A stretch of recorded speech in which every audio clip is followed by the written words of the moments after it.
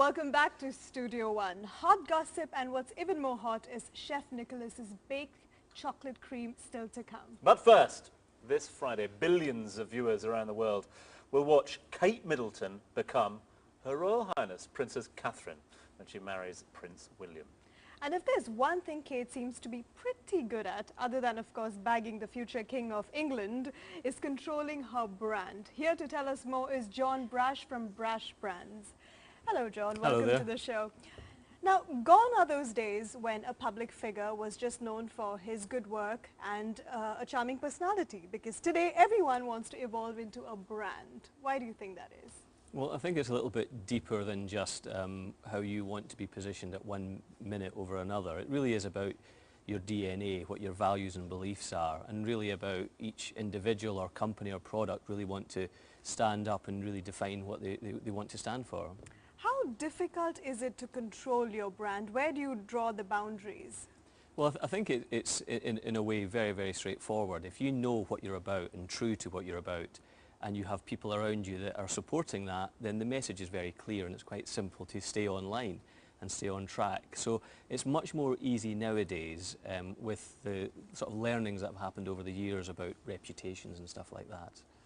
Before we get into our case study this evening, John, Kate becoming Catherine, I just want to get the idea for viewers out there who won't know what a brand is. How do you sum up for people that are new to branding per se, what a brand is, and maybe give us a few examples? Well, a brand is, I mean, the difference, a brand is really a promise. It's a promise between you and your customers or your colleagues or whatever it would be. It's like your DNA. It's what flows through your body. It is about your values and your beliefs. So it's not just about, as I say, how you feel at that moment in time. It really is what defines you, what makes you different from everyone else, and really being true to that.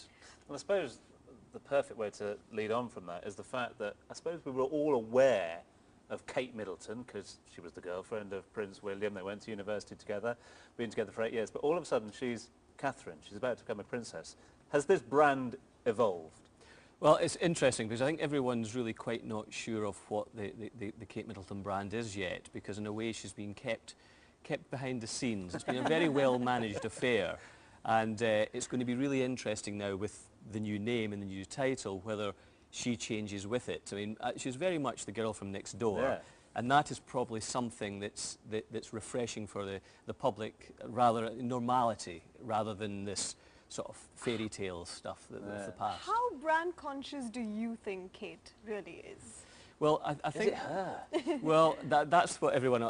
The sort of big question. I mean, I think, you know, she's very, very savvy. She's Yes. clearly been sort of groomed for this, and I think the last few years it's been part of a longer process, which is very different than in the past. And I think that really the royal PR machine seems to have fought back from some of the sort of crises and colourful activities over the past few years, and the tragedies, that really they seem to have got control of the media. They're very clear in what they're trying to do, and very much clear. It's very interesting that she was never seen on a red carpet or glitzy or anything like that. It's always been at the village fete. It's the girl next door. It's modern sort of couples, modern life. Far more resonant with the British public and the public at large. You mentioned there some of the tragedies, if you like, and I suppose one thing that springs to mind, and one thing that's getting mentioned time and time again is comparisons with Princess Diana, and obviously that was a fraught relationship between the royal family and herself. Is there a risk, and how do you manage that brand Catherine not becoming brand Diana and the crossover there? Well, I think it's probably a conscious thing that, as I say, the bigger PR and communications team and brand have been looking at how you can manage that. I think they're very different people. I think it's very different eras. If you think about Diana, it was all about the young girl and the charming prince who was much older. This seems to be far more about a couple of the same age, different backgrounds, but more to do with the way the future is. She's a girl next door, she's a commoner, you could almost say, who is actually moving into that sort of territory in there. So I think they are very, very different, and I think that the way they'll be managed with now social media I mean, everyone knows more about the royal family than ever before. And as I say, I think the royal family have actually done very well in managing the situation. She'll be on there. Twitter tomorrow, won't Absolutely. Well, if you were working with Kate and if you were to evolve her into a sort of brand, she? Probably is now, John, I tell you. what sort of events would you like her to be involved in? Well, it's a really interesting point, because I think that in a way she's going to have to stand up for something. I think the slightly different case is that there's a real focus on Prince William becoming, you know, the king. Yeah. And I think that it's very much about him, and she's playing that supportive role. I mean, they're going to be living in Wales, not London. They're going to be living in an estate as opposed to a castle. So there's a lot of things in there that are slightly different. And I think what it is working out what you want to stand for. If you look at someone like Queen Rania, she's very much on the giving and supporting and looking after her flock, her people. And it's going to be interesting because Diana did a lot of that work herself. So again, where is she going to sit? Where is she going to be positioned? Is it going to be the mother, the quiet person behind, or is it going to be the statesman? And that's really what I'm sure is some of the discussions that will be going on. What's her role? It's going to be fascinating to see how that role evolves. But talk to us just quickly about the future, because I, for one, see there's a huge possibility for the royal family to, well, I don't want to say reinvent themselves in the future, but certainly their brand to a certain degree through her. Yeah, I think that this is the biggest question, and I think that the reality is this is the royal family fighting back. It's like you know, they've not quite caught up with the whole social media, the whole world. They had a few wrong foots. I think they've now taken control. This is, you know, the Queen's birthday. You know, a few days later, it's going to be the royal family. A few weeks later, or a few months later, there's going to be another royal family.